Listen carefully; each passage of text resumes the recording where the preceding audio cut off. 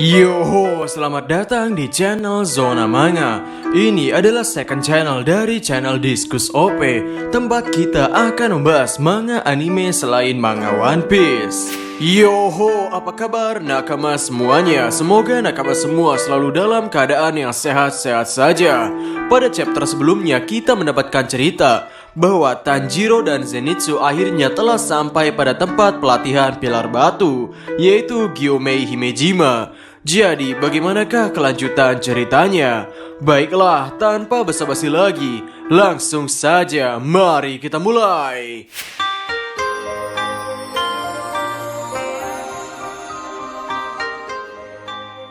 Pada chapter 134 kali ini berjudul Tindakan Repetitif.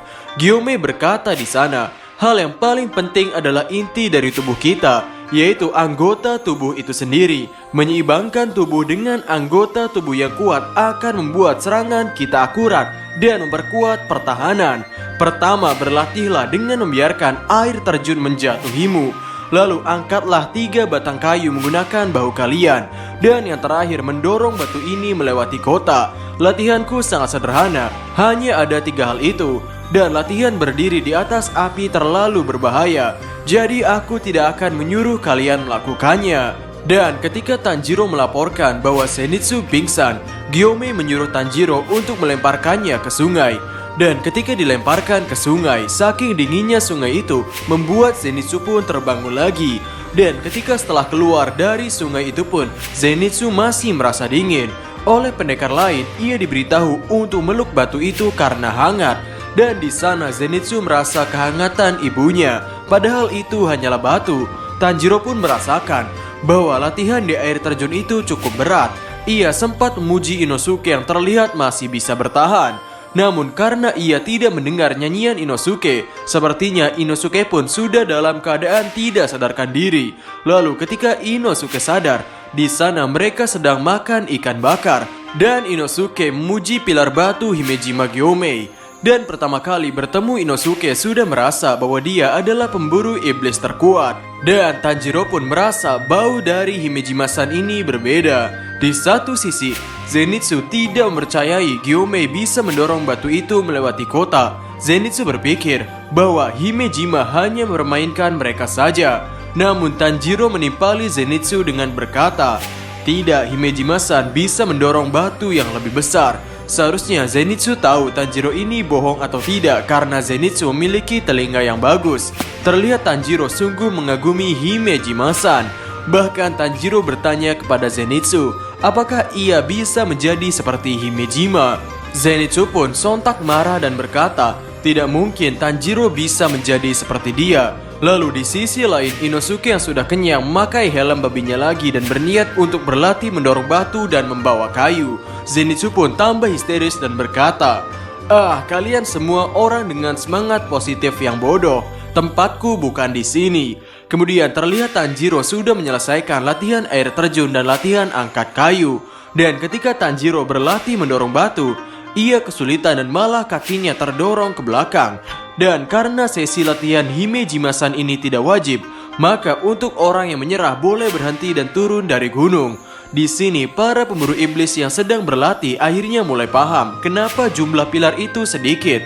Karena latihan yang mereka jalani sangat berat dan tidak semua orang bisa melewati latihan itu. Selanjutnya, terlihat Tanjiro yang mulai bingung harus melakukan apa karena ia tidak mendapat perkembangan dalam pelatihan mendorong batu. Tiba-tiba Genya datang menghampirinya. Di sana Genya menanyakan apakah tanda di dahimu menjadi besar. Tanjiro malah bertanya balik apakah itu benar, karena tidak ada orang yang mengatakan kepadanya.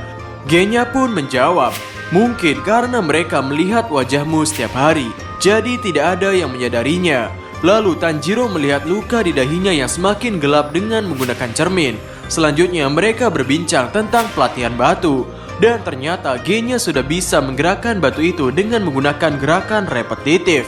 Genya berkata, karena Himejima tidak terlalu pandai mengajar, maka kau harus mengamatinya baik-baik. Dia melakukan gerakan-gerakan yang sudah ada sebelumnya berulang kali untuk memaksimalkan konsentrasinya. Kalau aku menyanyikan doa, lalu terlihat ada 2 iblis bola mata yang mengikuti pemburu iblis. Ternyata itu adalah iblis pengintai dari iblis yang membawa Biwa, yaitu Nakime.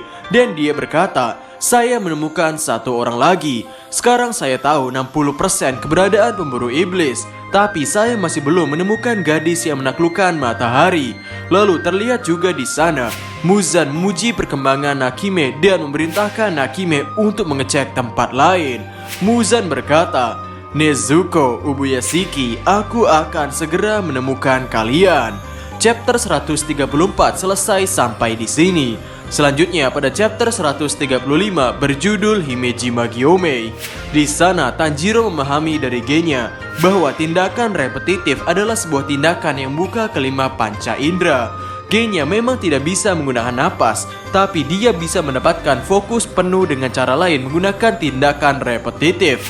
Ketika Himejima dan Genya menggunakannya, mereka mengingat kemarahan dan kemenangan pahit mereka. Hal tersebut membuat detak jantung dan temperatur mereka meningkat. Mereka berdua mulai sadar bahwa kondisi-kondisi tersebut sama seperti ketika tanda milik Tanjiro muncul. Namun Himejima-san dan Genya tidak punya tanda dan mereka malah menjadi bingung. Selanjutnya, Tanjiro berlatih mendorong batu lagi dengan melakukan tindakan repetitif dan berlatih mempertahankan tandanya agar tetap gelap. Dan wajah yang Tanjiro ingat ketika ia melakukan itu adalah wajah keluarga yang ia sayangi.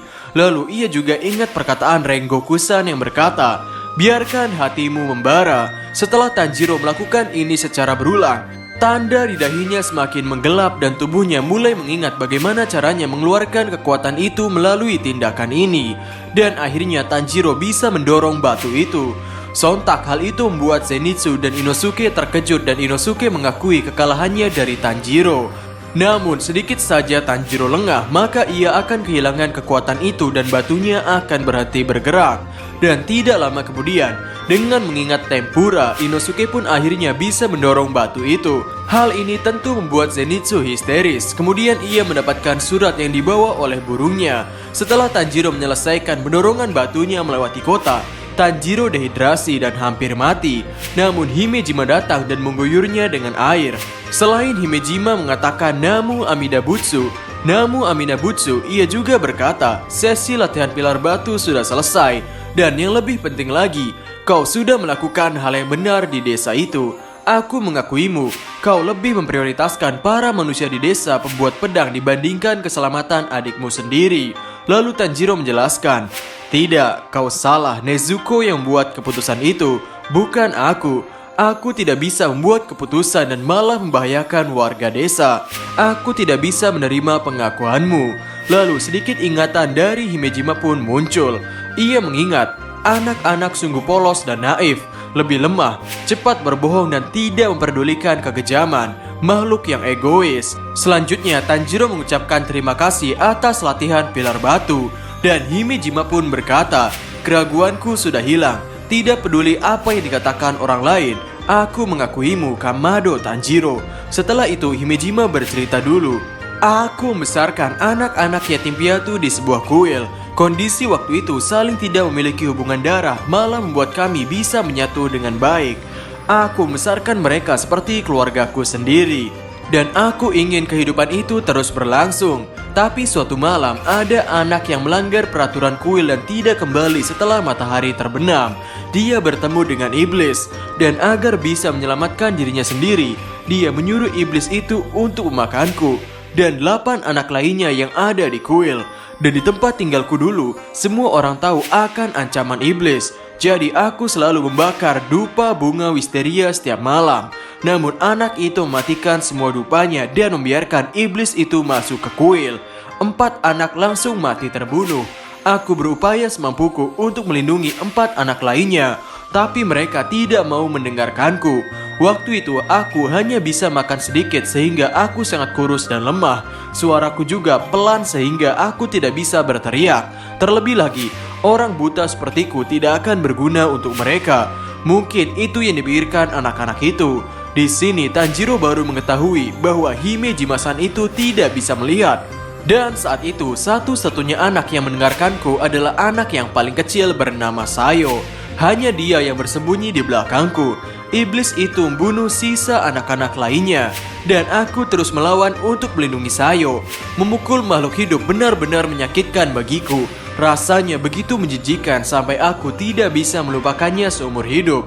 Untuk pertama kalinya, aku menggunakan kepalan tanganku. Dan ternyata aku memiliki kekuatan yang menakutkan.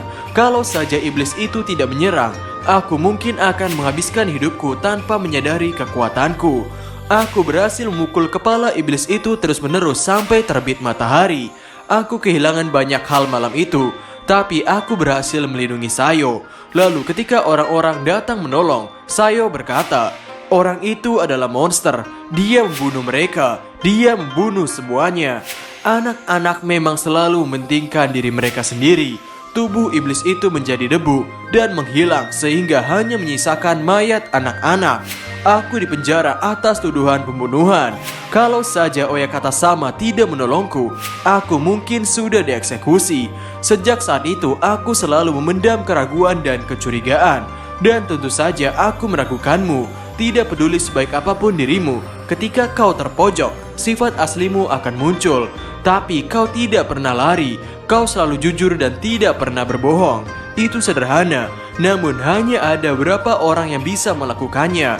Kau adalah anak yang istimewa. Aku mengatakan hal ini setelah melihat banyak manusia dengan mata hatiku. Jadi perkataanku ini mutlak. Mulai sekarang aku akan membantumu, sehingga kau tidak akan mengambil jalan yang salah dalam hidupmu. Tanjiro pun berterima kasih banyak dan saat Himejima menepuk kepalanya, Himejima menjadi teringat masa ketika ia masih mengasuh anak-anak. Dan Himejima berkata, "Latihan sudah selesai. Kau melakukannya dengan sangat baik." Chapter 135 selesai sampai di sini. Chapter yang cukup panjang menceritakan pilar paling misterius yaitu pilar batu Himejima Gyomei. Sangat tidak disangka, pilar terkuat saat ini adalah orang yang tidak bisa melihat.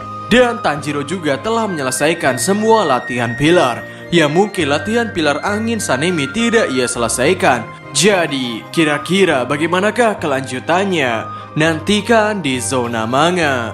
Jadi, sampai ketemu lagi dan terima kasih banyak.